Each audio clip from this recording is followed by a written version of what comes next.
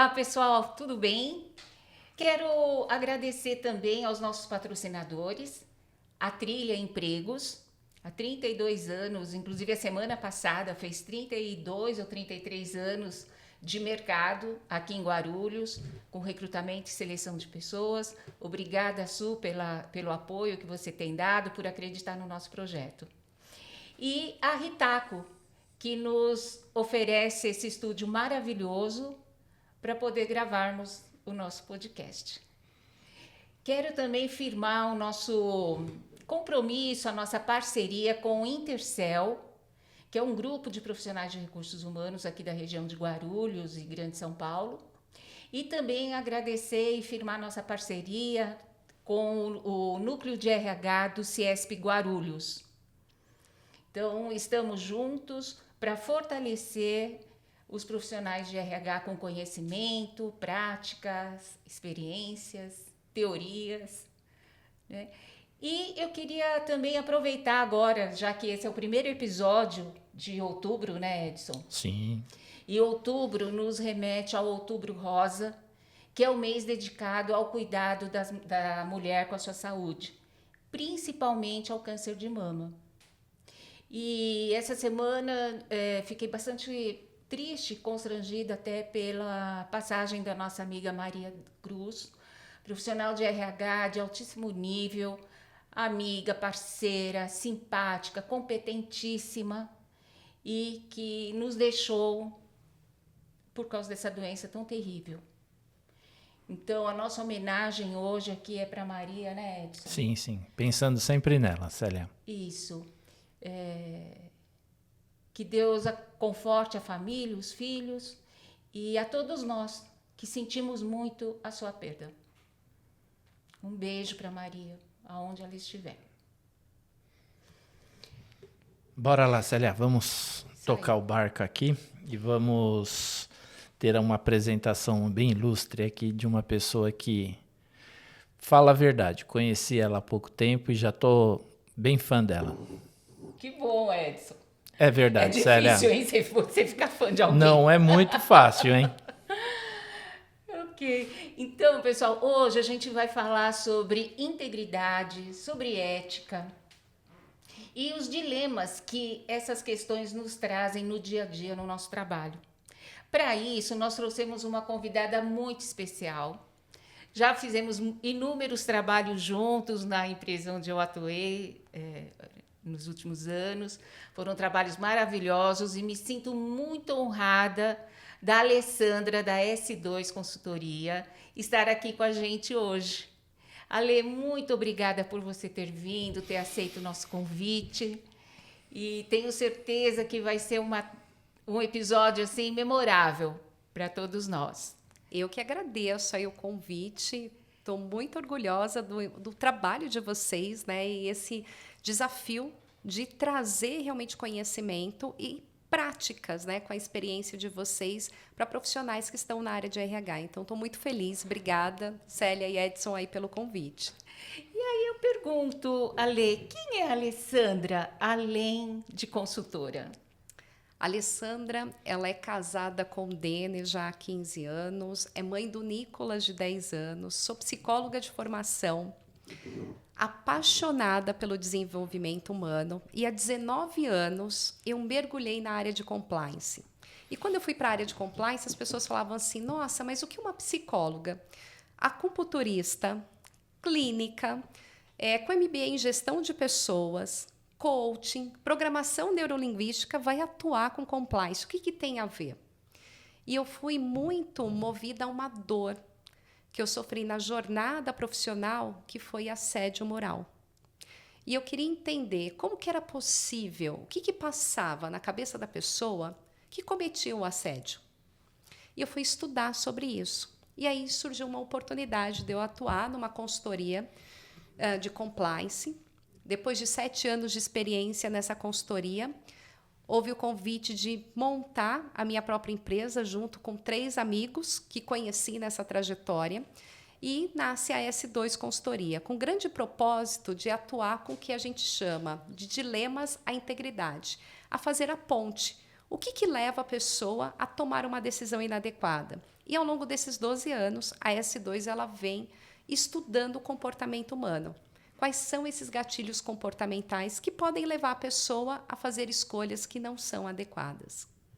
Que lindo. Eu adoro quando a pessoa faz uma opção por propósito, né? Como é o seu caso. Sim. Você sentiu a dor, você sentiu na pele essa questão do assédio e isso te moveu, né? Em vez disso te deixar mais vulnerável, te fortaleceu para você ir em busca de um caminho para ajudar outras pessoas. Eu acredito muito, eu acho que é por isso que a gente tem essa sintonia tão legal. Que bacana. E eu falo, o assédio é um tema muito desafiador, Célia e Edson. Por quê? Quando a gente fala de fraude, a fraude você consegue rastrear. Né? Houve um desvio de um recurso, houve um vazamento de informação, você consegue rastrear por onde essa situação aconteceu. Agora, o assédio é a palavra de um contra a palavra do outro. A gente tem um desafio cultural no Brasil, que é um tema que está muito banalizado. Né? A sensação também que agora tudo virou assédio, né? Os líderes que se segurem, né? Eu não posso mais fazer gestão.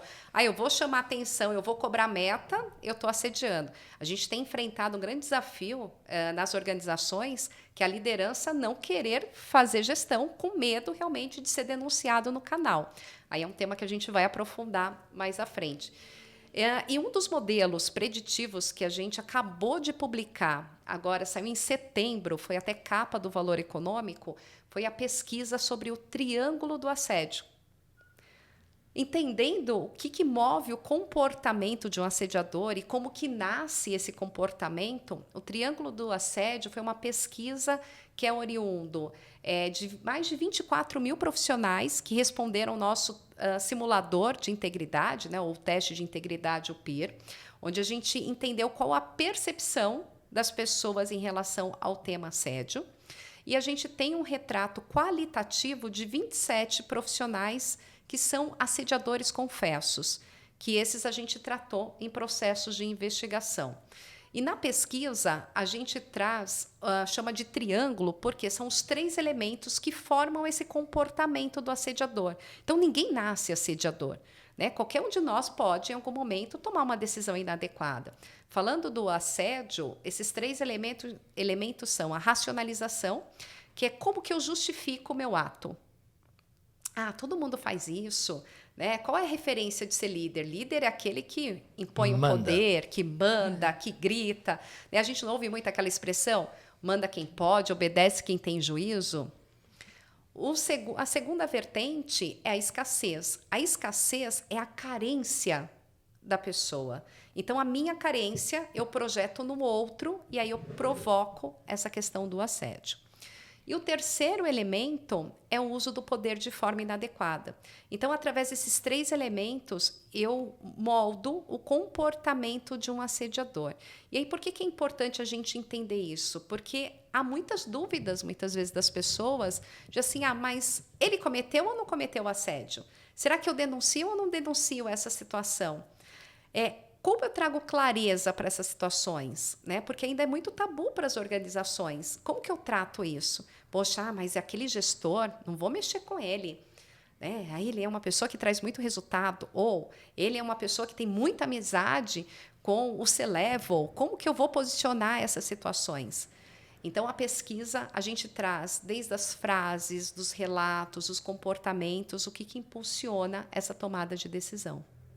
Que bacana. E o PIR, vocês disponibilizam para os clientes para medir essa integridade, esse comportamento? Sim.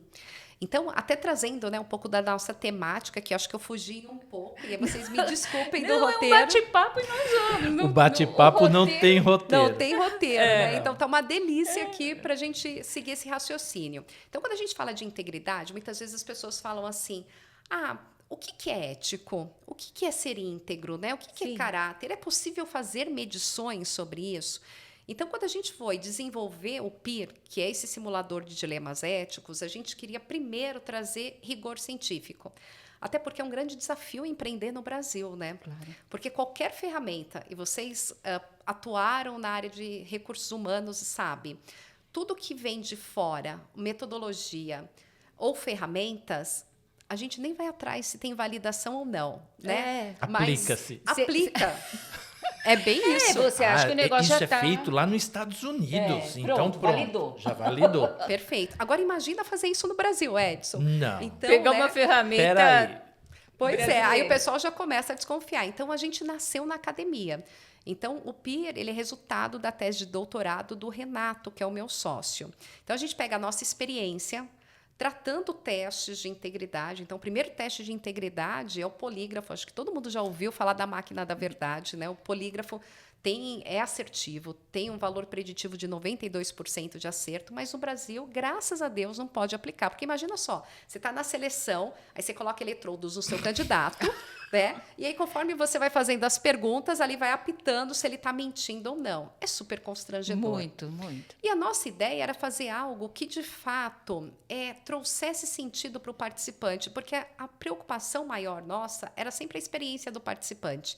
E a gente tem inúmeras ferramentas que é só abrir o LinkedIn, a gente ouve, né, os profissionais que estão em busca de uma recolocação reclamando, né, da exposição ou da falta de retorno, ou sem saber por que está sendo aplicado aquilo. E a nossa preocupação sempre foi a experiência do participante, principalmente por um tema ácido, né? Eu brinco que eu tenho um limão todo dia que eu preciso transformar em uma torta. Se eu apresentar ele como limão, ninguém vai gostar. Agora, quando eu trago a torta, mesmo que você não aprecie o limão, você começa a salivar por ele, né? E tem que pôr uma dosagem certa, senão pode ficar amargo. Perfeito. Então, tem que ter um equilíbrio disso, Edson. Isso. E aí a gente nasce, né, com rigor científico, onde qual foi o nosso propósito? Identificar que não era possível medir caráter ou medir integridade, mas a gente consegue medir o que a gente chama de potencial de integridade resiliente. O que é isso? A resiliência é o significado da física, né? O quanto que eu pressiono uma pessoa e qual é o movimento dela perfeito a essa pressão. No nosso caso, a pressão são os dilemas éticos. O que você faria se alguém chegasse e ofertasse um presente para você? Ou alguém ofertasse para você um suborno? Ou te convidasse para sair? Ou se começa um relacionamento afetivo no ambiente de trabalho? Então, a ideia foi colocar dilemas que são factíveis. Outro fator, customizar isso por nível de decisão. Porque um outro erro é a gente achar que todo mundo vai passar pelas mesmas situações, né? Então, um nível operacional, ele vai ter dilemas no dia a dia dele que é totalmente diferente de um nível estratégico. Então, a linguagem, as situações, elas precisam ser de fato reais. E mais do que isso, trazer isso numa dinâmica que leve a pessoa a refletir e não julgar. A gente escuta muito assim, nossa, mas será que as pessoas respondem isso? 70% da nossa aplicação hoje, ela acontece no processo de seleção. Hoje tem uma abertura maior desde 2015, né? Os testes de integridade ele vira lei no Brasil depois da Lava Jato, como acordo de leniência. E aí você tem uma abertura maior. E tem alguns segmentos que têm a questão de respaldo, até mesmo jurídico, para aplicação, ou por questões regulatórias. Por exemplo, fintechs, bancos, né? Instituições financeiras têm uma resolução que é a 3978 do Bacen, que ela diz que os colaboradores têm que passar todo ano para identificar potencial de lavagem de dinheiro. Então, antes, as empresas só precisavam fazer treinamentos, mas o treinamento eu não consigo mensurar se aquilo de fato foi efetivo ou não. Passar pelo simulador, eu consigo ter indicadores. Poxa, olha, na Alessandra eu preciso trabalhar mais vazamento de informação. E quando você fala de passar o simulador para a equipe, né? Então, primeiro que você não trabalha com uma pessoa só. Quando vocês vão fazer um trabalho, ele é coletivo dentro da empresa, né? Perfeito.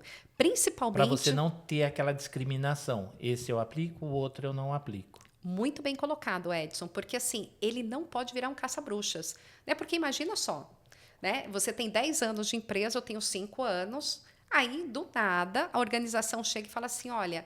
O Edson vai passar pelo simulador e a Alessandra não. Aí você vai questionar. O que me faz ser diferente da Alessandra? O que eu fiz para estar sendo questionado? Já virou um caça-bruxas, né? Exato. E aquela sensação também discriminatória. Eu estou discriminando você sem trazer nenhum argumento. Então, o grande cuidado que a gente fala para as organizações, primeiro, ela tem que ter um propósito. Por que ela está aplicando isso? O foco do PEER é ser uma ferramenta de gestão e desenvolvimento. E é muito saudável quando a gente atua de forma preventiva. O que eu quero dizer? Não está acontecendo nada na empresa, mas eu quero medir qual que é a percepção que os meus profissionais têm se acontecer um dilema como esse. Isso me dá a oportunidade do quê? De eu traçar qual vai ser a jornada de desenvolvimento. Eu poderia simplesmente chegar para a área de desenvolvimento e treinamento da empresa e falar assim, hoje a gente vai dar um treinamento de assédio. Baseado no quê? Será que é assédio que as pessoas estão vivendo, o dilema? Será que é vazamento de informação? O PIR ele te dá essa oportunidade, porque eu vou entender no individual e depois eu faço isso, uma mensuração coletiva da fotografia daquela área, né? E como o Edson colocou, é importante chamar todos da área. Tem que ter um propósito. Por que eu estou sendo convidado? E aí, a partir do momento que eu avaliei, eu consigo ver esses indicadores. Mas eu acho que é interessante criar um calendário também, né? Porque às vezes pode acontecer um burburinho e aí vem a aplicação do simulador, aí o pessoal já vai associar. Perfeito. Então, eu acredito que para dentro de uma empresa era interessante, já que ela tem essa preocupação, ela criar um calendário. Fazer dentro de um programa, né? Sim. Não de uma ação isolada. Somente né? quando acontece algo eu vou aplicar. Não. Isso está amparado no que a gente chama de governança, né? Ou guarda-chuva de compliance e ética da empresa. Então, aí eu acabei de revisitar o meu código de conduta e eu quero mensurar se as pessoas de fato entenderam as novas políticas ou não. Ou eu vou lançar o código de conduta, mas eu não sei quais são os indicadores que eu preciso adaptar. Uma forma eu entender qual é a percepção das pessoas. Então, ou aplica-se antes ou aplica depois. Vai depender muito de qual é a intenção da empresa. Se ela já tem claro a política, por exemplo, ela sabe que a melhor política de presentes é determinar que é R$100 o recebimento. Ou ela tem dúvidas, porque tem diversas áreas expostas a diversas situações. Então, antes dela colocar lá os 100, que pode ser que não atenda a todo mundo, ela faz a aplicação do PIR para entender qual que é a percepção coletiva. Aí não quer dizer que eu vou ter pesos e medidas diferentes, mas vai me dar um indicador que pode ser que não seja o 100. Pode ser que eu tenha que colocar 200. Pode ser que tem que ter uma alçada ou tem que ser comunicado. Ou mesmo tendo o valor de R$200, esse presente não é para a Alessandra, que está com o crachá de executiva da empresa. Sim. É Não para o seria cargo. mais fácil proibir, ao invés de direcionar? Eu falo isso porque eu lembro de umas empresas que às vezes se fala, né, que ela recebe o brinde, né, o que o fornecedor está querendo entregar, e fala, não, nós vamos encaminhar para a nossa instituição, nós vamos entregar para depois fazer um sorteio, fazer alguma coisa. Eu acho que fica uma coisa meia... tapar o buraco com o sol. Eu acho não que fica enxergo difícil isso. o controle, mas assim, eu entendo o que você está falando. Mas... Não é mais fácil negar do que você falar que vai direcionar o brinde ou vai fazer alguma coisa? Porque sim ou não você ganhou. E aí você sorteia para entregar para uma outra pessoa. De qualquer forma, você beneficiou alguém. Eu entendo o seu posicionamento, mas isso é comprovado cientificamente. Tudo aquilo que é proibido, ele aguça a curiosidade. Então, quando você coloca assim, é proibido, é a mesma coisa quando você está educando criança. Você fala assim, não coloca o dedo na tomada, porque você vai tomar choque. Aí a criança vai lá e coloca o dedo na tomada, mesmo sabendo, mas ela não teve aquela experiência. O proibido, o que a gente percebe nas organizações que acabam sendo mais rígidas, simplesmente proibir sem educar, ele acaba estimulando ou dando brechas e oportunidades para que as pessoas façam esse recebimento e busquem alternativas. A gente lança a pesquisa bienal do PIR, onde a gente mostra qual que é o perfil de integridade resiliente do brasileiro. Se a gente pega a pesquisa de 2019, que foi antes da pandemia, a gente tem um retrato diferente da pesquisa de 2021, em meio da pandemia. Quando surge a pandemia, você fala assim, Alessandra, você não trabalhou, né? Porque não teve fraude e assédios, concorda? As pessoas estavam fora, né? Em casa. Paradas. Sem a atividade não estava tão exposta. As situações não aconteceram. Quando a gente compara as pesquisas, a gente teve um aumento de fraude e assédio na pandemia. Porque ficaram em casas também. Aí você fala assim, como que isso aconteceu? Na verdade, já estava acontecendo. Alguns temas, as pessoas elas tinham a inibição por causa do ambiente. Presentes era um deles. Então, era um tema que não era preocupação das organizações, porque tinha uma determinada política ou uma restrição do que não se podia ali receber. Aí veio a pandemia. Eu estou em casa. Poxa, eu preciso de um contrato. O cliente vai ter que me enviar, mas eu não estou na empresa. Eu vou ter que ceder o quê? O meu endereço, pessoal. Aí abriu a porta. Aí abriu a brecha. Só que foi intencional isso? Edson, não foi intencional. Só que aconteceu. Chegou o presente na portaria. Aí a pessoa racionaliza. Aí ela fala assim, meu porteiro nem sabe aonde eu trabalho. E mesmo que ele saiba, ele não tem contato com ninguém na empresa. Foi só uma cesta de café da manhã. Aí vem o Natal. Aí os presentes vão aumentando. E aí o que isso mostra? Que as pessoas, elas simplesmente cumpriam aquela normativa, mas elas não entendiam o que estava por trás do presente. Porque a grande questão do presente é a teoria da dádiva de Malls, que diz, né, o dar, receber e retribuir. Isso é inconsciente e tudo começa pequeno e daqui a pouco você está envolvido. E aí, quando eu digo da proibição, isso é nocivo. Se a gente pega, por exemplo, códigos de condutas americanos, são bem rígidos com relação a isso, principalmente relacionamento afetivo no ambiente de trabalho. Né? Situações do tipo, se você acionou o elevador e abre a porta do elevador, tem uma mulher, o homem não entra. Isso vai inibir a questão do assédio? Não. Não. A gente teve um aumento de assédio sexual na pandemia. Aí você vai falar assim para mim, assédio sexual aumentou na pandemia? Como? Porque as pessoas também têm a percepção de que o assédio sexual ele tem que ter o toque físico, ou tem que chegar na relação. Não. Eu posso cometer assédio sexual virtual. Eu posso te mandar uma mensagem e cometer assédio sexual com você. E aí as denúncias começaram a chegar, sabe como? Pelos cônjuges. E aí as pessoas, o que acontecia? As vítimas, elas não percebiam que elas estavam sofrendo assédio, tanto moral quanto assédio sexual. Só que eu estou trabalhando de casa e eu não estou trabalhando sozinha. A gente brincava, tinha várias empresas dentro do mesmo cômodo, né? Sim, conseguiu fazer isso, né? Conseguiu juntar. E aí eu estou ouvindo. Nossa, mas como assim ele fala desta forma com você? Não, mas ele fala com todo mundo. Não, mas isso é assédio. Não, não é. Sempre foi assim. É o jeito dele. É o jeito dele. E aí isso começou a trazer uma percepção diferente. Então, foi a questão do estresse, as pessoas estavam emocionalmente abaladas? Não, já acontecia, só ficou mais exposto. Eu acho que houve essa diferença de tratamento, né? Que é o que era ali próximo, ele se distanciou e aí fez com que isso ficasse um pouco mais aberto. Mas eu não sei até onde a parte de integridade, né, das pessoas, você consegue fazer a mensuração à distância. Tá, então vou explicar para você como... Uma coisa é eu estar ali presenciando, outra coisa é estar em casa à distância. Como é que eu consigo ter essa visão? Tá. Há muita polêmica, né? Home office funciona, não funciona? A gente teve um caso agora de uma instituição financeira que virou polêmica também, né? Poxa, pode ou não pode fazer esse monitoramento ou não? A grande questão é que não importa o local, não é o espaço físico presencial ou eu estar à distância. A grande questão é a maturidade que a pessoa tem em atuar realmente com aquelas situações, porque ela pode burlar o processo presencial. Sim. Eu posso ter a pessoa desviando um bem precioso da empresa, que é o tempo.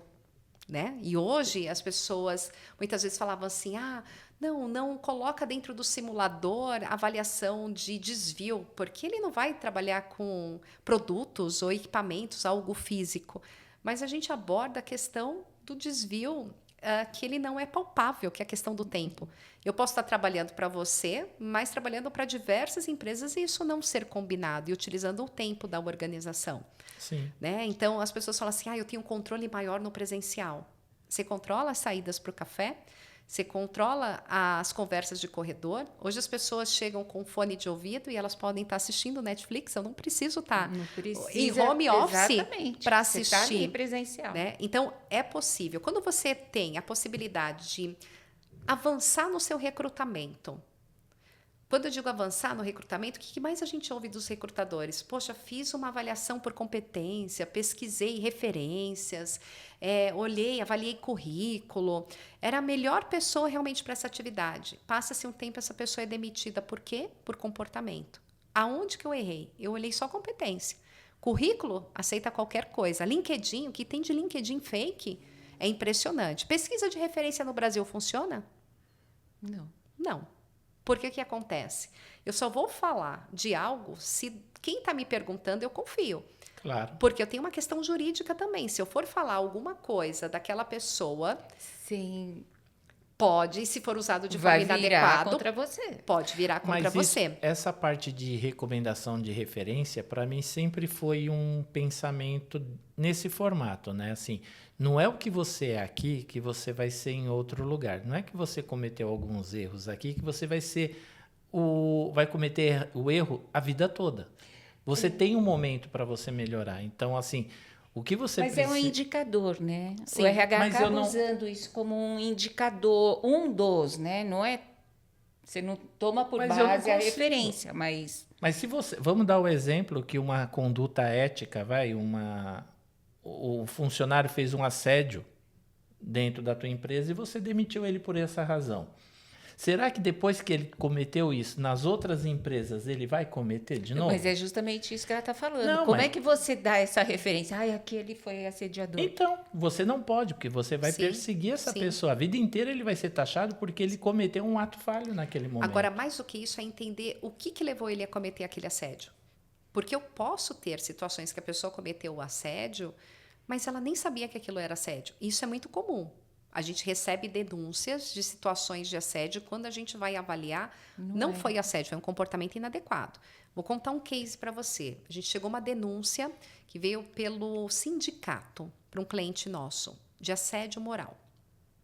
Aí nós fomos convidados por essa empresa para poder apurar essa situação dessa denúncia. Era um cliente que atendia um público classe A, era uma loja, e a gente foi para essa loja, reuniu todos da loja e falamos, olha, chegou um relato de que há um comportamento inadequado aqui na empresa, e a gente veio para identificar se esse comportamento procede ou não. Então, de uma forma muito transparente. Então, a gente vai conversar com vocês, com o gestor dessa loja, vai conversar com os colaboradores para entender essas situações e a gente vai ficar aqui acompanhando o dia a dia de vocês. Era uma loja que tinha 21 colaboradores. O líder fazia 3 meses que tinha chego na loja. Então, já soava como assim... não aceitei você, líder, e eu vou puxar o seu tapete, mas vamos entender de fato o que é. Conversando com os colaboradores, dos 21, 19 tinha claro de que o comportamento desse líder não era assédio. Ele era um comportamento que era muito cartesiano, muito rígido, mas ele não colocava alguém em exposição, ele não torturava alguém, ele não humilhava, não extrapolava.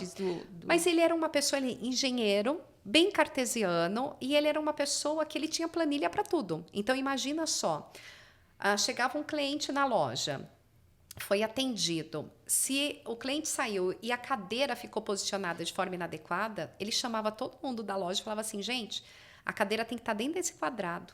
X centímetros para cá, X para lá. Metódico. Muito metódico. Ele tinha na planilha assim a produtividade de todos os colaboradores, mas não era controle. Não era controle a ponto assim, você ficou X tempo no banheiro. Mas ele conseguia avaliar pela produtividade aonde alguns se destacavam e produziam mais e como que usava esse tempo. Então, ele usava esses dados para trabalhar o desenvolvimento, mas não persecutório. E nem para humilhar ninguém. E aí a gente chega em 2 colaboradores que de fato tinham essa sensação de que era assédio. Um dos colaboradores, ele tinha 18 anos, que trabalhava na empresa. Qual era a expectativa desse colaborador? Que ele fosse o gestor da loja. E aonde a empresa errou? Ficou sem gerente nessa loja, a empresa colocou ele como gestor interino. Só que não falou para ele que aquilo era temporário. Ele ficou 6 meses e foi buscar alguém de mercado. E não deu oportunidade nem mesmo dele participar desse processo seletivo. Qual que é a cabeça dele? Eu sou o novo gerente da loja. E como que me tiram depois de 6 meses e colocam uma pessoa estranha? E eu trabalhando perfeitamente, dando resultado. É um caso muito comum Sim. no mundo corporativo. Quem E já aí- não viveu isso? Já não viu Perfeito. isso? Aí a gente chega para a empresa, né, para o executivo de RH e o CEO da empresa, e a gente diz: qual que é o perfil de liderança da sua empresa? Aí eles falam: aquele que traz resultado. Para a gente não importa como. Eu falei: então, esse é uma pessoa que traz resultado. Só que vocês não prepararam a loja para esse perfil de liderança. Então, o que ele está cometendo não é assédio. Ele é um gestor, assim, a gente traçou o perfil desse líder. Aí o CEO Preocupado no resultado. Perfeito. Aí o CEO falou assim: esse é o gestor que eu quero. Eu quero que todas as lojas sejam iguais a ele. Falei: então a gente tem que fazer o quê? Voltar para essa loja, explicar qual que é o perfil de liderança para esses colaboradores, porque eles precisam entender. Aí a gente vai tirar um mito do que é assédio e o que não é assédio, o que é gestão. E você alinhar com o recrutador quais são as próximas contratações. Outra situação, você precisa se destratar com esse colaborador. Como que você coloca um colaborador numa posição Por 6 meses. por 6 meses e volta ele para outra posição? Ah, mas ele não tem perfil de líder. Mas por 6 meses ele teve. Você deu a esperança para ele, não teve feedback. Ah, mas eu não quero ele como líder. Então você precisa conversar com ele e alinhar quais são os soft skills. E quando você deu a ele essa Ele posição, servia, né? É. você não analisou se ele era ou não? Porque você... vou dar a chance. Não. Mas você aí não viu antes? Aí, qual foi a argumentação, Edson, errada da empresa? Ele era o que tinha mais tempo. E aí, por ele ter mais tempo, ele tinha mais conhecimento. Mas isso não quer dizer que Não ia qualificava não para ser o qualificava líder ele para ser líder. O perfil de Então, líder houve que- uma falha da organização nesse sentido, né? Então, é possível, quando você me traz lá, monitorar o comportamento, sim, eu vejo a organização como um grande fomento para deixar claro o que é ética e o que não é ética. Quer dizer que a empresa tem que ensinar isso? Não, cada um tem a sua. Mas a organização, ela vai transformar o comportamento. Ah, ela muda a natureza humana? Não. Porque eu vou conscientizar você, mas a decisão vai ser sua. Você pode simplesmente olhar para aquilo e falar assim: não, na minha percepção continua sendo assédio. Mas eu expliquei para você que não é. É traduzir, né, esses Sim. comportamentos, traduzir o que é ético e o que não é, dentro daquele ambiente, dentro daquela empresa, né? Sim. E quando a gente fala do processo seletivo, quando eu consigo me antecipar com comportamentos, porque nós humanos, a gente repete o quê? Comportamento. A gente é reprise de comportamentos aprendidos, né? A gente ouvia dos nossos pais o quê? Seja obediente, não era isso? Você tem que obedecer os pais, tem que obedecer os mais velhos, professor, Você gestor. está indo lá, toma cuidado, ouve o que ele vai falar. É isso. Se você vê alguma coisa de errado, qual que era a orientação, faz de conta que você não viu, não é? É. Se alguém perguntar, fala que você nem viu. Se vê uma confusão na rua, atravessa a rua. Não entre no problema. Pois é. Aí você entra na empresa. Aí você tem integração na empresa. A empresa diz assim: olha, se você vê alguma coisa de errado, denuncia. Aí você fala: eu? Vou me envolver com isso? Alguém que veja isso. O problema não é meu. O Outro problema que não é veja, meu. outro que veja. O chefe está aí, ele que vai ver, né? Ah, Não- tem a área de RH, tem a área de compliance, né? Cada um com o seu problema. Se alguém me perguntar, ok. Mas se não perguntar, É, faz eu de que vou conta que eu falar. não vi. E aí o que acontece? Dá um nó na cabeça. Como que você consegue influenciar e quebrar esse paradigma? Aí a gente tem uma mudança de crença. Eu tenho que fazer com que a pessoa desaprenda o que é obediência para trocar por respeito. O que os nossos pais estavam nos ensinando? A ter respeito. E aí vem essa nova geração. E é uma geração que questiona, né? Que muitos falam assim: imagina que na minha época eu ia fazer uma coisa dessa. Né? Eles estão errados? Não. Eles estão questionando as situações. O que eu não posso é faltar com respeito. Né? Eu posso chegar e falar assim: olha, Edson, o que você pediu para eu fazer determinada situação? Eu não concordo com isso. A minha opinião é essa aqui. Quantos sapos a gente não engoliu na nossa jornada profissional anteriormente, que às vezes a gente sabia até um caminho melhor para executar aquelas situações, mas tinha aquele jargão: manda quem pode, obedece quem tem juízo. Eu não tinha nem espaço porque era visto como uma possível insubordinação, né? Se eu contestar esse posicionamento. Mas eu sempre entendi dessa forma, tá? Eu acho que assim, um bom líder é aquele que vai te ouvir, vai saber discutir com você aquela situação, mas ele tem que te ouvir os seus argumentos, mas na hora da decisão é dele, porque é ele que vai responder porque fez mas ou o que você não. falou, é o bom líder. Não, sim, eu tô dizendo que sempre foi o meu pensamento. Não é porque eu tenho o direito de falar que o meu líder vai fazer o que eu quero. O que ele tem que saber, o líder, é o seguinte: olha, eu compreendo o que você está falando, entendo as suas razões, só que agora é uma decisão que tem que ser tomada. E eu tenho que estar seguro com a tomada da decisão. Porque senão eu não sou líder. Perfeito. E isso vai acontecer mesmo. Eu tenho que dar essa oportunidade do escutar, mas vai ter situações que a gente fala de uma gestão despótica. Vai ter situações que eu vou ter que impor e aquilo vai ter que acontecer mesmo que você tenha uma opinião contrária. Mas eu tenho que te explicar o que está por trás daquela tomada de decisão.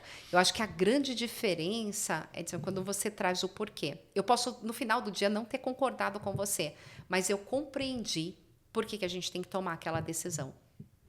Não, eu até, assim, tenho exemplos da vida, né? Então, assim, tive um chefe que ele ouvia, que ele sabia o que eu estava falando, só que muitas vezes ele não fazia, mas ele me dava a permissão de falar. A gente não tinha ideias iguais, mas no fundo ele falava, não, vamos fazer isso, vamos fazer, mas eu não concordo. Aí ele falava, mas não tem jeito, vamos ter que fazer, porque essa situação não pode ser de outra forma, não da forma que você está querendo. Mas eu sentia que ele me deu ouvidos, ele entendeu meu ponto de vista, mas eu também entendi que a decisão que ia ser tomada era ele que ia responder. Então, se fosse diferente da que eu tomei, ele falando diferente do que eu falei, ele poderia lá na frente, não deu certo, ele entender que eu sou uma pessoa que tem as posições corretas. E das próximas vezes ele vai me ouvir melhor. Sim, mas e se fosse uma questão ética? Isso era um tema de trabalho, mas se você ouvisse fazendo algo não ético... Mas aí ele tem que estar direcionado com os interesses da empresa. Então, se a ética da empresa é punir, ele vai tomar a decisão. É isso que eu estou querendo te dizer. O líder, ele tem que saber... Mas é ele que não está sendo ético, entendeu? Se ele chega para você e pede, por exemplo, para você manipular a pesquisa de clima da empresa... Não, de forma alguma. Não vai acontecer isso, né? Não, então, e qual seria a sua atitude? Você denunciaria? São esses dilemas que o peer vai medir também, né? Assim, até que ponto você... O peer vai avaliar nesse contexto. Então, o que é muito comum a gente ouvir, né? Trazendo um pouco de cenário estatístico. 21% da população vai ter o que a gente chama de resiliência alta. O que seria essa resiliência? Aquela pessoa que o meu chefe vai pedir para eu manipular lá o resultado da pesquisa, eu vou falar para ele, não, eu não vou manipular porque isso é inadequado. Se você quiser manipular, faça você. Sim, eu vou te apresentar os números corretos. Sim, 69% da população vai dizer assim, poxa, não sinto confortável, Edson, de fazer isso. Você não quer pedir para uma outra pessoa chegar lá e fazer? E eu vou fazer vistas grossas com essa situação. E 10% da população vai falar assim, poxa, Edson, isso pode melhorar nosso bônus, né? Vamos fazer sim, porque olha só, se a gente melhora essa manipulação, a gente vai ter uma pontuação melhor e isso vai ter reflexo na bonificação da área. Estou junto contigo. Vamos lá e vamos fazer. Qual é a grande questão? Eu só não aceitar o que o meu chefe pediu, eu já estou sendo correto? Não. Eu preciso chegar e relatar essa situação, porque a partir do momento que eu tenho conhecimento de que ele tem essa intenção, aí, eu já estou sendo conivente com o ato. Eu até concordo contigo, não tiro uma vírgula, né? Não tiro um ponto, nada aí. Mas se eu souber que o meu líder ele tem um acesso muito forte lá em cima, eu não consigo fazer isso.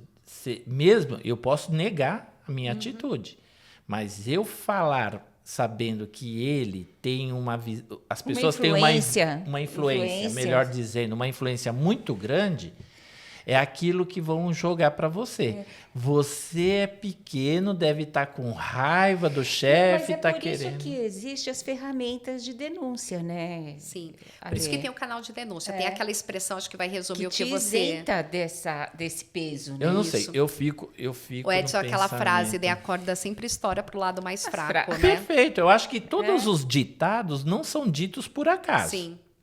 Mas eu digo para você o seguinte, é fácil denunciar? Não é fácil, né? Agora, hoje, as empresas, elas têm canais adequados para que os colaboradores possam lá e relatar essas situações de forma anônima. Você sabe uma coisa que aconteceu assim que eu usei como exemplo? É um pensamento desse jeito assim.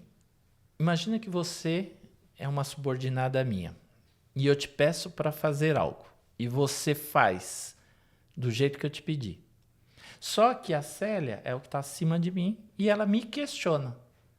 Eu que sou o líder que pedi para você fazer, para não me perder com ela, eu vou falar o quê? Responsabilizar. Ela que fez errado, Célia. Eu não estava... Ela fez sem eu saber. Só que como você não tem acesso à Célia, você não sabe que eu falei que foi você.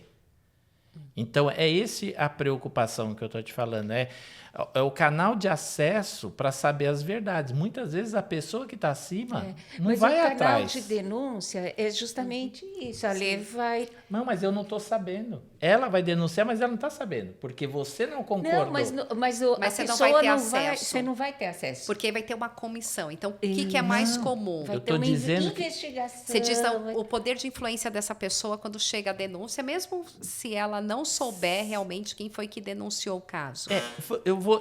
Eu vou te dizer de uma outra forma. Imagina que eu pedi para você fazer um serviço, manipular o número que você me fala e me dá o número. Quando eu falo para a Célia, o que acontece? A Célia vai lá e manipula e fala, Edson, tá errado, não concordo, tal. Eu vou falar, foi a Alessandra que fez. Mas tudo bem, eu vou pedir para corrigir. Então, aí, o que eu estou querendo te dizer é que a Célia não vai chegar em você e vai questionar quem foi que fez a manipulação do número, se foi você ou se foi eu que mandei.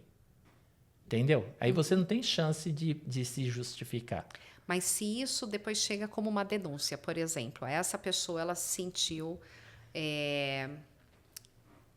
Passada, ofendida com essa situação e ela não concorda, enfim, Porque ela vai não lá é e o único relata. comportamento também, Não. né, Ale? Vamos combinar. E aí, o não que é uma única chegou- vez que a pessoa faz, que a Perfeito. pessoa já Aí denuncia. chegou esse relato. O que é importante? Quando a empresa usa esses canais de forma adequada, fazer a apuração. 67% dos relatos que chegam no canal é o que a gente chama de denuncismo. O que é isso? Denúncias falsas. Não gosto do Edson, eu quero prejudicar o Edson, vou lá e conto uma inverdade para o Edson. Aonde que está a credibilidade do canal? A forma como eu apuro essas situações. Eu tenho que apurar se aquele relato que chegou, ele tem veracidade ou não. Aí tem várias técnicas que a gente usa. Tem canais que usam ligação anônima, né? Então tem um 0800 que o colaborador chega e vai falar com o call center, que é terceirizado em Empresa relato, independente. e trata essa situação. Tem empresas que vai ter, no próprio site, você vai acessar um link que também é uma empresa independente e relata esse episódio. Não importa se é escrito ou se é falado, tem técnicas, que uma delas é a análise científica de conteúdo, que é o SCAN, que você consegue decodificar o que está escrito em cada uma das palavras. Então, uma denúncia, ela tem toda uma parametrização. Ela tem que ter, como se fosse uma redação, eu tenho uma composição eu acho de uma lindo. apresentação, de um desenvolvimento e um fechamento. O tempo verbal, se a pessoa fala no presente, passado ou futuro, se ela muda a forma como eu estou me dirigindo. Então, eu comecei falando o Edson, depois eu falo ele, depois aquele rapaz. Toda essa forma de linguagem, por que você foi mudando a forma como você vai chamando aquela pessoa? E o que Tem isso uma- significa? Ah, Eu preciso saber, porque se eu for tratado desse jeito... Denuncismo ou Sim. verdade. A gente vai ver o quanto da presença realmente dessas situações e que momentos que ela direciona. Então, direcionar o seu nome no momento, ele pode ter um significado diferente no outro. O quanto que ela está presente com aquela situação ou não.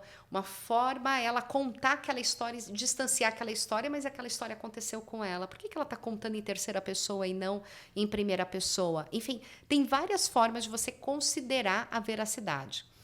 Identifiquei quanto veracidade ou não dessa situação, eu vou me aprofundar, porque eu preciso entender. Pensa que isso é anônimo, tá? Eu não sei quem foi que falou lá do Edson essa situação. Mas aonde que o Edson trabalha? Na área recursos humanos. Quantas pessoas trabalham com o Edson? Eu vou conversar com pares do Edson, vou conversar com a equipe do Edson. Então, eu vou ter formas e questionários que eu vou colocar para essas pessoas responderem e de uma forma muito aberta, tá? Olha, a gente tem uma situação que chegou aqui e a gente precisa entender se isso está procedendo ou não. Ô, Célia, alguém perguntou de mim lá? Não. Nunca fui denunciado? Não. Então tá bom. Aliás, eu não posso falar, né? Não me comprometa, né? Não me comprometa, eu não posso falar. Isso vai chegando no funil até a gente chegar em possíveis pessoas que podem ser informantes para a gente, ou ter parte da informação para a gente trazer veracidade. A gente tem mais de 6 mil casos tratados de fraude e assédio, de denúncias aí ao longo desses 12 anos. Uhum. A gente já teve situações que tudo levava que aquela pessoa cometeu aquela fraude e depois da apuração a gente identificou que aquela pessoa não cometeu. A gente teve um caso agora recente que era desvio de recursos. Qual foi a situação? A pessoa deixava o computador aberto, ela não travava quando ela se ausentava para ir até o banheiro.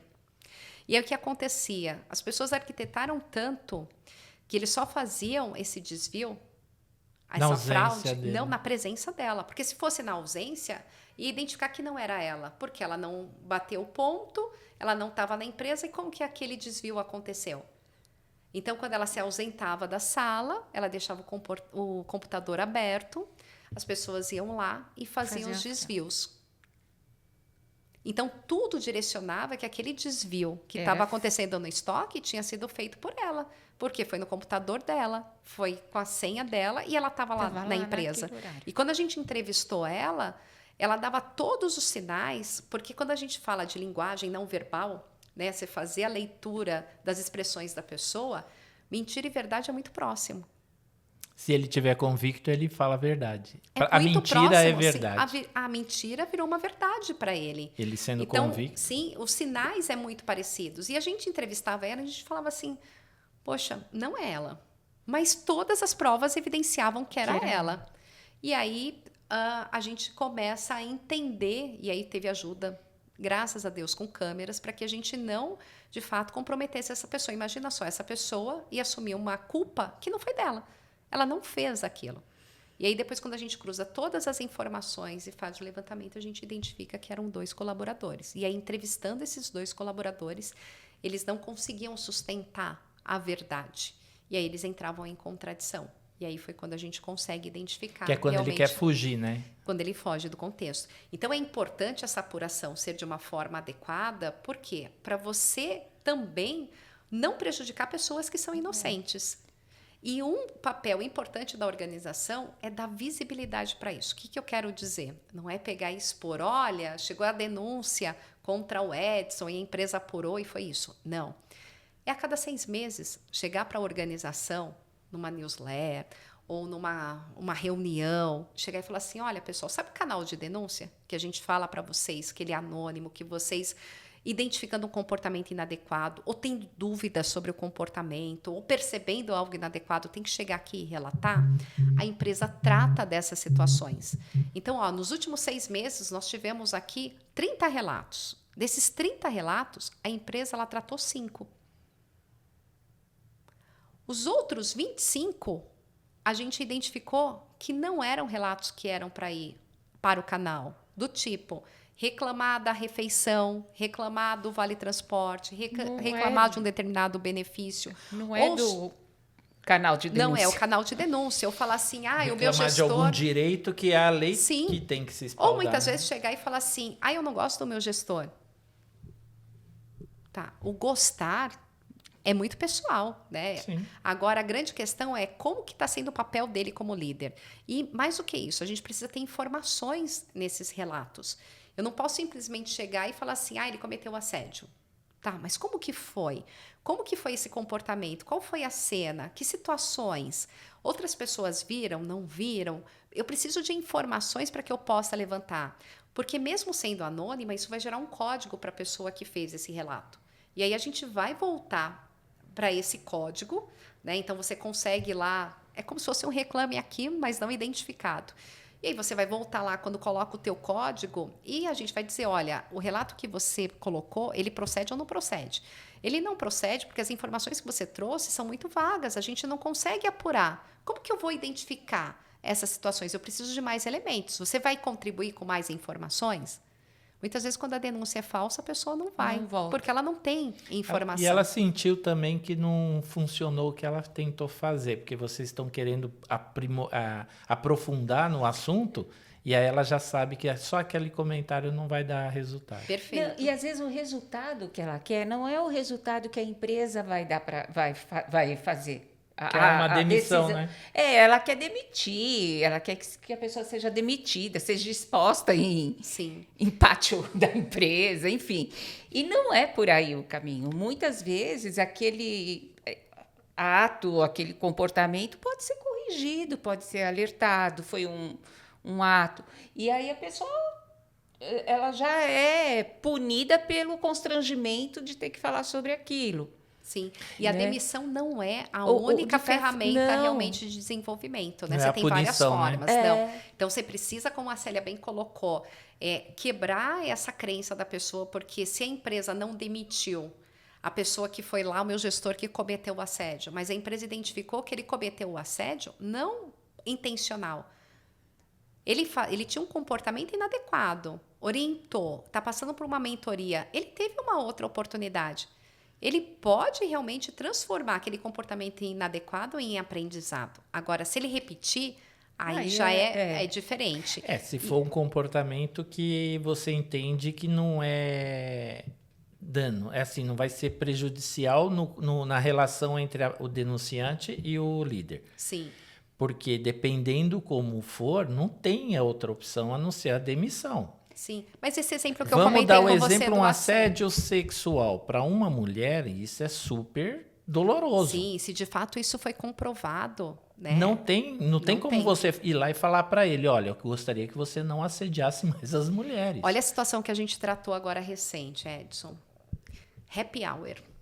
Super sensível. Era o gestor de RH da empresa e os colaboradores. Eles gostavam muito na sexta-feira de ir para o happy hour. Tem problema? Nenhum. Só que esse happy hour não ficava só naquela cerveja de 1 hora. Ele se estendia. Então, muitas vezes, eles saíam do happy hour e iam para outras festas e só no dia seguinte que eles apareciam. Na segunda-feira ia comentar o que é. E aí, o que acontece? A colaboradora vai até o toalete. Quando ela volta, ela pega a bebida dela e a partir do momento que ela dá um gole na bebida, ela diz que ela não lembra de mais nada. Esse gestor coloca ela dentro do carro dela e diz, eu vou te levar até em casa. Ela fala, não, deixa o meu carro aqui, me coloca dentro de um Uber e eu vou para casa. Ele coloca ela no banco do passageiro e dirige o carro dela até o apartamento dela. Mas ela ciente do que... Ela tinha flashes, ela não estava consciente do que estava acontecendo. Porque assim, você está narrando uma coisa que foi o que ela falou que aconteceu. Isso foi a situação depois, quando a gente conversa com ele também, com já a apuração. E aí vai até a casa dela, aí ela pede para ficar na portaria, ele sobe com ela até o apartamento, tira a roupa dela, leva ela até o banheiro. Quer casar com ela, então? Não. Dá banho nela. Esse foi um cenário bem... Ele dá banho nela, veste ela e coloca ela para dormir. Segundo ele. Nem fez um chazinho? Nada. Quando ela acorda... Olha que moço bom. Pois é, ela se depara com ele lá. Ela não sabia se de fato tinha tido o ato sexual ou não. E aí ela pede para ele ir embora. ela vai fazer o exame. Isso era um final de semana, então ela foi fazer o exame para ver se de fato tinha acontecido alguma coisa. Não aconteceu. Mas ela não conseguia voltar para o trabalho na segunda-feira. Imagina você olhar para o seu chefe, que te deu banho, né, sem você querer, enfim. E ela fica incomodada com isso. Aí ela chama uma amiga. Faz uma denúncia. Ela chegou para uma amiga e relatou o que aconteceu. A amiga falou, você vai lá e vai denunciar ao canal da empresa. Ela falou, não vou denunciar, porque foi fora do ambiente da empresa, foi no happy hour, a gente já tinha saído do happy hour. Eu não sei se isso a empresa tem que resolver ou não. A amiga falou, não, isso a empresa tem que resolver, porque como que você vai trabalhar com ele? Como que você vai olhar para ele agora? Você não vai conseguir ter essa relação. E a amiga vai junto com ela e denunciam isso ao canal. Quando chegou para o RH, a vice-presidente olha para aquela situação e fala assim, meu Deus, o que a gente faz com isso? Né? Com essa informação, porque era na área dela. Era o gerente dela, com a colaboradora dela. E aí comunica o CEO falou assim, olha, eu não quero saber, isso vai ser tratado. Porque são colaboradores da empresa, são guardiões da cultura da empresa. A gente precisa resolver essa situação. Eu não quero nem saber se foi happy hour ou não foi. Aí a gente foi tratar essa situação.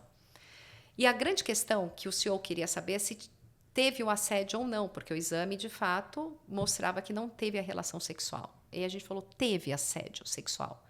Porque não está atrelado ao ato da relação, mas o fato dela ter falado não para ele em flashes de momentos que ela se recordava, não me dá banho, não tira minha roupa, eu não permito isso. E o nível de exposição que ela teve com ele, né? E aí, qual foi o tratado não dessa aceitando empresa? Isso. Sim, a empresa, a gente identificou essa situação, o CEO, junto conosco, né, a gente foi conversar com esse gerente, falou assim, olha, nesse caso, não tem como você continuar na empresa, a gente tem um apreço muito grande pelo teu trabalho, mas você feriu um princípio muito forte aqui na empresa, que é a ética. Você extrapolou essa situação, então não dá para a gente conviver com você. A gente perde muito pela tua competência, pela tua história, pelas tuas entregas, mas você tomou uma decisão inadequada. E eu diria para ti que entra essa confusão, né? Que ele podia falar assim, mas ele não comentou que foi de incomum acordo. Tipo, ela em todo o tempo ele confessou que ela não queria, mas ele insistia. Sim. Eu acho que aí onde foi a falha dele. Ele poderia ter chamado uma amiga junto e falado, vamos lá, você leva ela. Ele poderia ter o apoio de uma terceira pessoa, que fosse do sexo feminino ainda, para poder ela fazer algo. Se ele estava tão preocupado a ponto de chegar e entrar em casa... Sim, mas o que foi mais importante nesse caso cuidado. Foi, primeiro, ter sido transparente com ele dos motivos, porque muitas vezes o que a gente olha... Demite e não se fala o porquê. E ela não sabe o porquê. E ela continua levando esse comportamento para os futuros empregos dela. E ela não vai corrigir. E agora é isso que eu falo para você. E aí vem e pede uma carta de referência dele, que era um ótimo profissional. Você vai falar que ele foi demitido por causa disso? Não. Então, a referência tem que ser neutra. A gente tem um estudo que chama... Você está vendo como é difícil? mas toda referência é meio que neutra, né? Sim. A gente tem um estudo que chama Vida Pós-Fraude. Ele foi publicado em 2018. Não é um desses que você gentilmente não é desses. Né? Depois eu vou contar desse cenário aqui. O Vida Pós-Fraude foi um artigo que a gente gerou para pegar... Dos 4.000 casos, quando a gente lança o PIR ele nasce de 4.000 entrevistas com assediadores e fraudadores confessos, onde a gente sabia que caminho que eles percorreram para tomar a decisão inadequada. E o nosso caminho do PIR foi, se a gente sabe, se numa pressão como essa eu ir por esse caminho vai acontecer esse fim, como a gente evita que outras pessoas tomem esse comportamento inadequado? Isso foi 2015. 2018, o que a gente faz? A gente pega essas 4.000 pessoas, e a nossa pesquisa foi via LinkedIn. Dessas 4.000, quem estava com o LinkedIn ativo? A gente teve um cenário de 200 e poucas pessoas. A base da pesquisa foi identificar, a gente sabia o porquê que elas tinham sido demitidas nas empresas às quais elas atuavam, e era entender em quanto tempo elas se recolocaram no mercado de trabalho. 2018, só refrescando a memória, a gente teve o maior índice de pessoas desempregadas. E a média de recolocação no mercado de trabalho era 18 meses. Essas pessoas se recolocavam em 4 meses. Aí você fala, nossa, Como assim? como que elas se recolocam mais rápido? Outro cenário, elas se recolocavam promovidas. Então, assim, eu saí como coordenador, eu me recoloquei como gerente, eu era gerente, eu fui para diretor. E aí o nosso exercício foi entrar em contato com as empresas que elas trabalhavam e a gente entrou como, sou uma consultoria de recrutamento e seleção, estou fazendo um levantamento de referência sobre o funcionário X que trabalhou com a sua empresa. Você tem alguma coisa que possa comentar sobre a jornada dele ou você contrataria ele novamente? Eram essas provocações que a gente fazia. E a resposta era, nada consta. O nada consta não, né? Você teria que colocar que a empresa tem uma política de não colocar os motivos Mas reais, o nada né? consta, Edson. Porque o nada consta não tem. E se não, tem, o nada consta no sentido, eu não quero declarar nada, não isso. tenho nada a falar sobre essa pessoa. E a gente ligava nas empresas que contrataram eles. E aí a gente perguntava assim, o que te levou a contratar esse profissional? E as empresas falavam assim, nossa, esse é um profissional que se destacou tanto na entrevista, se falava muito bem, se vendia muito bem. Alguns recrutadores falavam assim pra gente, olha, no meu íntimo, eu até desconfiava desse profissional, que tinha alguma coisa. Porque tudo que eu perguntava, ele sabia responder. Ele saiu encantando todo mundo, mas eu não consegui pegar o que tinha diferente realmente no comportamento aí dessa pessoa. E aí, o Vida Pós-Fraude, a grande provocação que a gente quis colocar para o mercado, que é assim, por que eles se recolocam mais rápido? Porque, de fato, eles se vendem muito bem. E pode ser que eles venham a repetir esse comportamento novamente, porque não tiveram sanções. Nesses 4.000 casos que a gente tratou, a gente teve 1,7 de demissão por justa causa. Eu posso fazer o levantamento e ver alguma situação. É muito baixo. É baixo. As situações que as empresas vão até o fim. E a gente não vai entrar aqui na questão de legislação, porque eu não julgo as empresas, porque, de fato, a nossa legislação não ajuda a empresa nessas situações, quando você tem provas e evidências, enfim. Nossa, é muito difícil. É muito difícil. E o outro fator, que mesmo quem tem o conhecimento, não vai expor, por uma questão também legal. Eu não sei quem é do outro lado que está recebendo essa informação e como vai usar essa informação. Isso daí é uma coisa que é bem difícil de não conseguir dá. fazer. Muito difícil. Então, por isso que eu digo que quanto mais a gente predizer esse comportamento, melhor.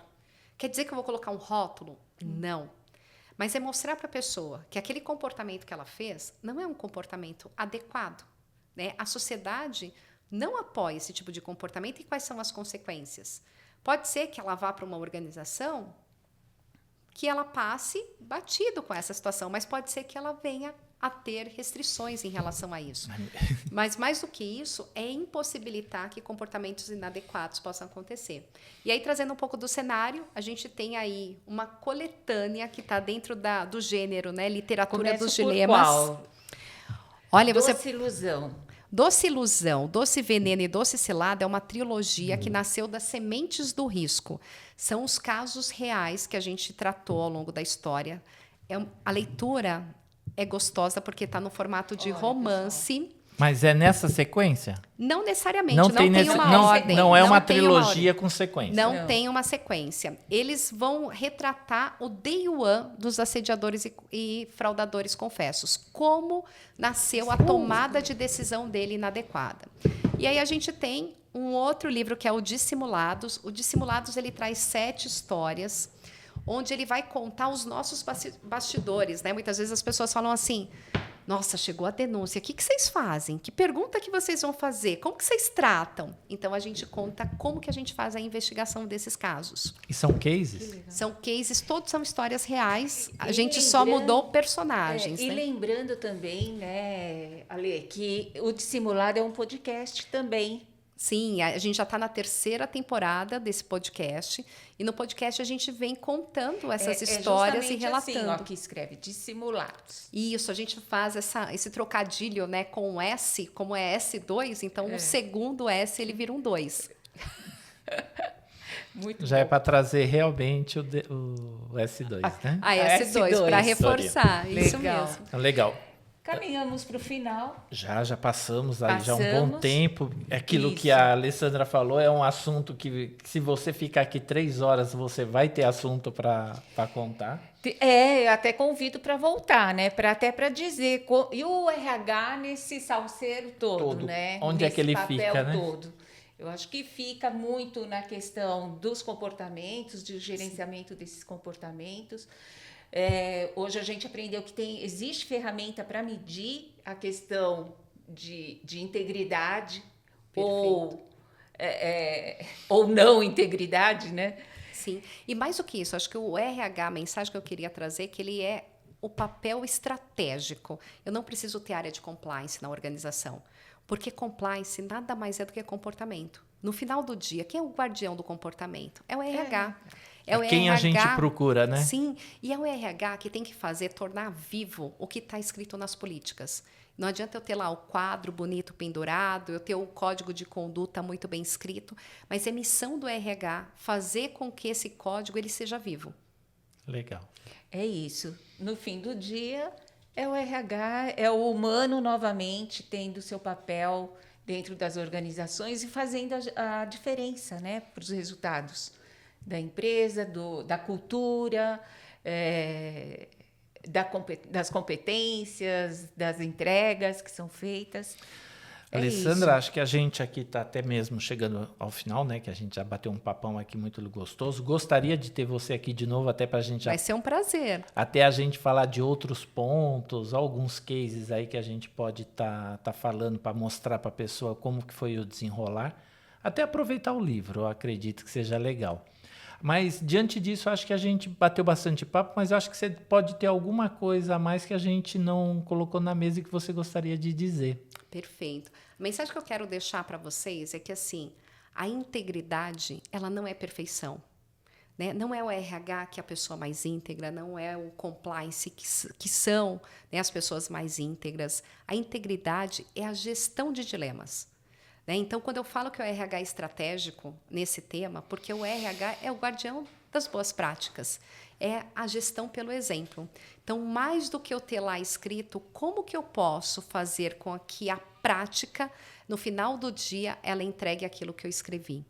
Poxa, legal. Muito bacana. Célia, então a gente vai ter que encerrar aqui, agradecendo mais uma vez aos nossos patrocinadores, a Trilha Emprego e a Ritaco Seguros, que está conosco novamente aqui para estar levando à frente todos esses debates e essas conversas assim bem prazerosas. Isso, e convidando também os nossos colegas de RH a participarem, né, do Intercel, a participar do Núcleo de Recursos Humanos do CIESP e também lembrar que nós teremos agora em novembro o RH It's My Life.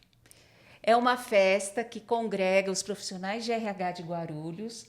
É uma festa muito bacana, é para mostrar que RH não é só folha de pagamento, não é só medir comportamento, é realmente se divertir, confraternizar, fazer networking também, né? É um momento para isso. E Ale, muito obrigada. Foi maravilhosa a tua exposição, né? Esse bate-papo. E eu tenho certeza que os nossos ouvintes vão compartilhar, vão curtir esse podcast e comentar também. Aceitamos comentários. Sim. E depois eu encaminho. Se tiver perguntas, alguma coisa, eu encaminho para a Lei e ela responde para a gente, não é isso? É isso aí, vai ser um prazer. E aonde a gente encontra vocês, Alessandra? Então, a gente tem o site as2consultoria.com.br, tem o podcast Dissimulados, tem também nas redes sociais, né, Alessandra Costa S2.